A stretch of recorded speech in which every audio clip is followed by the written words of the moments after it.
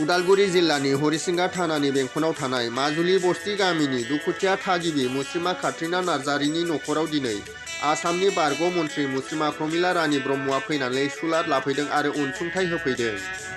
बारग' मन्थ्रि मुस्रिमा प्रमिला रानी ब्रह्मआ बिमा बिफा गैजायै दुखुथिया गथ'खौ फरायहोनायनि बिबानखौ लादों। बे बोसोरनि 12 दानारि आनजाद जोबनाय लोगो लोगो गथ'खौ लांनानै फोरोंहैगोन होननानै खौराङाव मिथिहोदों। लोगोसे भैरबकुन्द ब्लक बिपिएफनि आफादगिरि सनेश्वर औवारी बिथाङा फोरमायदों दि बिबैखौ गोजौ फाहामथाय होनो थाखाय थाबैनो बेबस्था लानाय जागोन होननानै।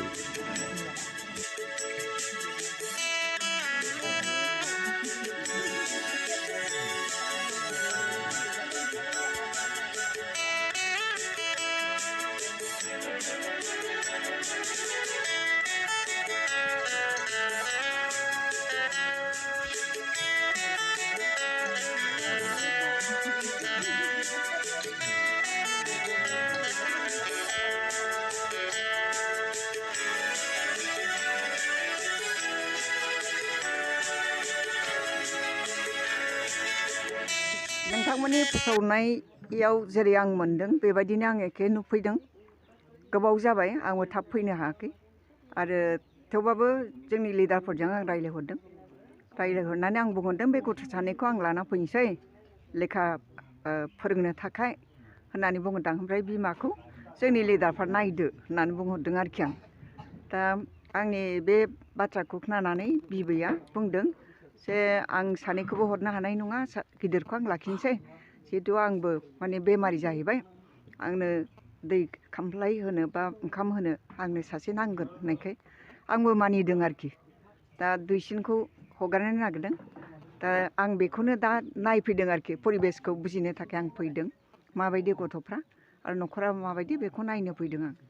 ओमफ्राय आं बुंहरखाबाय जे बे नैबे दा जि फरायगासिनो दं थाखो 3, बे थाखो 3नि फाइनालखौ होखांबा आं लांसिगोन होननानै बुंहरदों आरोखि। आङो जोंनि लिडारफोरखौ दायित्व होबाय, बिथांमोना लांथोंसै ट्रिटमेन्टनि थाखाय। ओरैनो दा आङो 10,000 होदों गाव सोलिनो थाखाय। माने ओरैनोथ' आखाइ गोजा थांबाबो जायाना, न'निफ्राय नांगौ आरो गथ' गथायफोरखौ थिग थाक खालामनानैबो थांनांगौ जाहैबाय। आरो जोंनि लिडारफ्रा जाहाथे गथ'फोरखौ मोजाङै दायित्व लायोबा बाय बाहागि दङबा दायित्व लायो। बिबैया जेला ट्रिटमेन्टआव थागोन होनबा दायित्व लायो। बेनि थाखाय आं बिथांमोनखौ खावलायबाय जे गथ' सानैया जाहाथे आलाय सिलाय जानानै थाया, ओंखाम मोनजायै बेबायदि अबस्था जानानै थाया। बिनि थाखाय आं गामिनि लिडारफोरखौ, दैदेनगिरिफोरखौ आं खावलायबाय।